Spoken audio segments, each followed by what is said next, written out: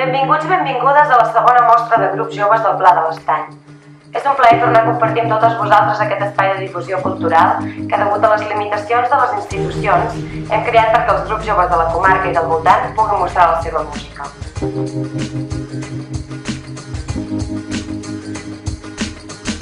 Des de RAN, creiem fermament que la cultura no és un luxe.